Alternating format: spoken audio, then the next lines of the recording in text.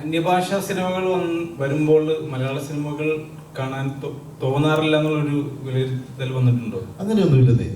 നമുക്ക് എന്തായാലും നമ്മുടെ കൾച്ചറിലുള്ള സിനിമകളോട് ഉറപ്പായിട്ട് നമുക്ക് കുറച്ച് കൂടുതൽ ഇഷ്ടം ഉണ്ടാവും എന്നാണ് ഞാൻ 100% വിശ്വസിക്കുന്നത്. അന്യഭാഷാ സിനിമകൾ വരുമ്പോൾ മലയാള സിനിമകൾ കാണാൻ തോന്നാറില്ല എന്നുള്ളൊരു വിലയിരുത്തൽ വന്നിട്ടുണ്ടോ? അങ്ങനെയൊന്നുമില്ലെന്നേ.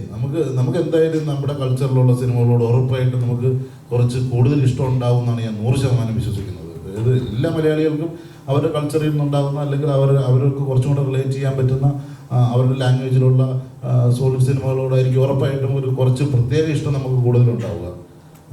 മറ്റ് അന്യഭാഷകളിൽ നിന്നും നേരത്തേക്കാളും കൂടുതലായിട്ട് നമുക്ക് എല്ലാ സിനിമകളും കാണാൻ പറ്റുന്നുള്ള സാഹചര്യം ഉള്ളതുകൊണ്ട് അവിടുത്തെ നല്ല സിനിമകൾ നമ്മൾ ഉറപ്പായിട്ടും കാണും. അതിനകത്ത് തർക്കമില്ല. ലാംഗ്വേജ് ഇപ്പം പഴയ പോലെ അത്ര ബാരിയറാവാറില്ല. നമുക്ക് എല്ലാവർക്കും സിനിമ തിയേറ്ററിൽ പോകുന്ന ഓഡിയൻസിന് പലപ്പോഴും സബ് ടൈറ്റിൽ ശീലമായിട്ടുണ്ട്. അല്ലെങ്കിൽ ഇപ്പോൾ തമിഴൊക്കെ ഉള്ള ലാംഗ്വേജുകൾ എല്ലാവർക്കും ഇപ്പം അങ്ങനെ ആസ്വദിച്ച് തന്നെ കാണാൻ പറ്റുന്നുണ്ട്. നമുക്ക് ആ കൾച്ചറുകളെയൊക്കെ കുറച്ചും കൂടി അറിയാം മുമ്പത്തേക്കാളും.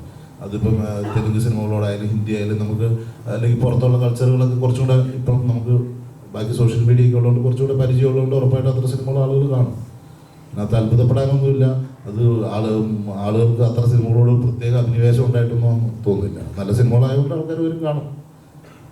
കഴിഞ്ഞ വർഷമായാലും ഈ വർഷമായാലും മലയാളത്തിൽ ഒരു ആഴ്ചകളിൽ ഇറങ്ങുന്ന സിനിമകൾ ഒരു 10 സിനിമകളോളം ഇറങ്ങുന്നുണ്ട്. അത്തരം എല്ലാ സിനിമകളും തന്നെ പരാജയപ്പെട്ടു പോകുന്നൊരു പ്രവണത കണ്ടിരുന്നുണ്ട്. എന്തുകൊണ്ടായിരിക്കും മലയാളത്തിൽ ഇത്ര സിനിമകൾ വന്നിട്ട് ആളുകൾ തിയേറ്ററിൽ വരുന്നില്ല? അല്ലെങ്കിൽ എണ്ണത്തിലൊരു കാര്യമില്ലല്ലോ. 1000 സിനിമ വന്നെന്ന് പറഞ്ഞിട്ട് ഒരു ഇൻഡസ്ട്രി വലുതാവില്ലല്ലോ. എത്ര മികച്ച സിനിമകൾ വന്നു എന്നുള്ളതിൽ മാത്രമേ ഒരു ഇൻഡസ്ട്രിക്ക് അത് ഗുണം ചെയ്യുകയോ അല്ലെങ്കിൽ എല്ലാവരും മികച്ച സിനിമകൾക്ക് വേണ്ടിയിട്ട് തന്നെയായിരിക്കും ശ്രമിക്കുന്നത്. പക്ഷേ എങ്കിലും അതാണ് ഇപ്പം ഒരാഴ്ച 10 മോശം പടം വന്നാൽ തിയേറ്ററിൽ ചിലപ്പോൾ ആരും വരില്ല. ഒരൊറ്റ പടം വന്നുള്ള ഈ ആഴ്ച അത് നല്ല പടമാണെങ്കിൽ എല്ലാവരും വരും കാണാം. അപ്പം എണ്ണത്തിൽ അതൊരു ഫാക്ടറല്ലോ.